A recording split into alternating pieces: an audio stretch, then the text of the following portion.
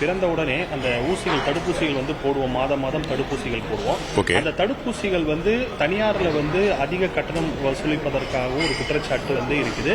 இன்னொன்னு, அரசு மருத்துவமனையில போடக்கூடிய தடுப்பூசியோடைய வகைகள் என்ன, தனியார் மருத்துவமனையில போடக்கூடிய தடுப்பூசியான வகைகள் என்ன சார்?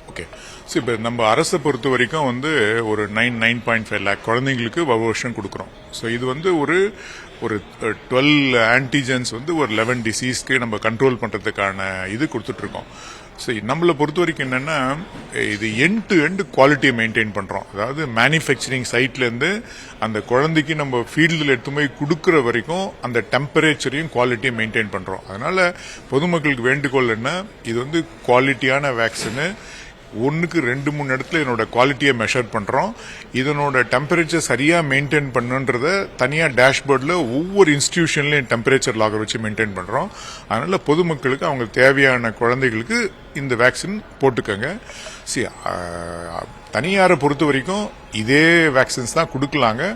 பட் இன்னொரு ஸ்டெப் நம்ம அரசு என்ன பண்ண போறோம்னா, தனியார்லயும் பொதுமக்களுக்கு இலவசமா வேக்சின் கொடுக்கறதுக்கான நடவடிக்கை எடுத்துட்டு இருக்கோம். அப்படின்னா என்னன்னா, ஒரு குறிப்பிட்ட சில தனியார்கள் வந்து அரசோட கட்டுத்திட்டங்களுக்கு ஒத்துக்கிட்டா அந்த குவாலிட்டி மெயின்டெனன்ஸ் கொடுத்தாங்கன்னா, டெம்பரேச்சர் மெயின்டைன் பண்ணாங்கன்னா, இவங்க பொதுமக்கள்கிட்ட எந்தவித கட்டணமும் இன்றி இலவசமாக தனியார் மருத்துவமனைகளையும் போறதுக்கான முயற்சிகள் இப்ப எடுத்துட்டு இருக்கோம். அந்த திட்டம் எப்பத்துல நம்ம தொடங்குறோம்? சோ வெரி சூன் அதுக்கு உண்டான அரசு உத்தரவெல்லாம் வந்துட்டு இதை இம்ப்ளிமெண்டேஷன் வந்துடும் இப்போ. ஓகே, அது ஏதாவது நம்ம இத்தனை குழந்தைங்களுக்கு தான் அப்படின்ட்டு மாத கணக்கோ இல்ல வருட கணக்கோ வச்சிருக்கோமா சார்?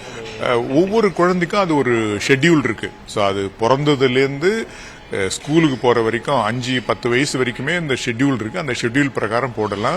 இப்ப இதனோட அடுத்த கட்டம் என்ன பண்ண போறோம், யூவின் அப்படிங்கிற ஒரு போர்ட்டல்ல அந்த தாய்மார்களுக்கே வந்து எந்தெந்த பீரியட்ல ஊசி போடணும், இன்னும் எத்தனை டைம் நாள் இருக்கு, எத்தனை ஊசி போடணுங்கிற தகவல் வந்து அவங்களோட ரிஜிஸ்டர்ட் மொபைல்ல கொடுக்கற மாதிரிக்கான ஸ்டெப்ஸ் எடுத்துட்டு இருக்காங்க. இப்ப இந்த தனியார் மருத்துவமனைகள்லாம் வந்து ரொம்ப அதிகமான காசு கொடுத்து இப்போ வேக்சினேஷன் போடுற ஒரு நிலைமையில எல்லாம் இருக்குங்க சார். இப்ப முடிஞ்சவங்க தனியார்ல போட்டுறா, முடியாதவங்க அரசு மருத்துவமனைக்கு வராங்க. அப்ப என்ன வேரியன்ட் சார் இது ரெண்டு? எனக்கு தெரிஞ்சு வேரியன்ட் எதுவும் கிடையாது. சொல்ல போனா அரசுல கொடுக்கறது வந்து நாங்க குவாலிட்டிக்கு 1க்கு 4 இடத்துல செக் பண்றோம். கண்டினியூஸ் டெம்பரேச்சர் மானிட்டர் பண்றோம். இது இலவசமா கிடைக்குது. அனைத்து ஆரம்ப சுகாதார நிலையங்களில் கிடைக்கிறதால பொதுமக்கள் வந்து தயவுசெய்து இந்த ஃபெசிலிட்டியை யூஸ் பண்ணிக்கங்க. தேவையில்லாம இதுக்காக நீங்க பொருள் செலவு பண்ண வேண்டாம்.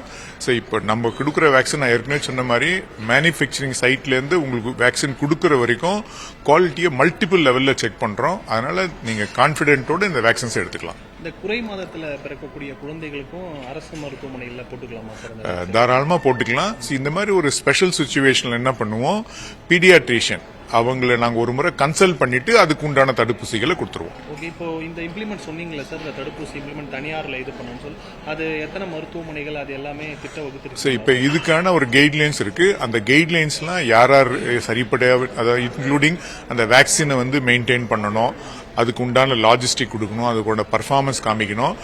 பர்டிகுலரா வந்து பொதுமக்கள் கிட்ட இருந்து எந்தவித கட்டணமும் வசூலிக்க கூடாது. இதுக்கான கட்டுத்திட்டங்களுக்கு ஒத்துக்கொடுறவங்களுக்கு வெரி சூன் அதை அனௌன்ஸ் பண்ணி அதை இம்ப்ளிமெண்ட் பண்ணிடுவோம்.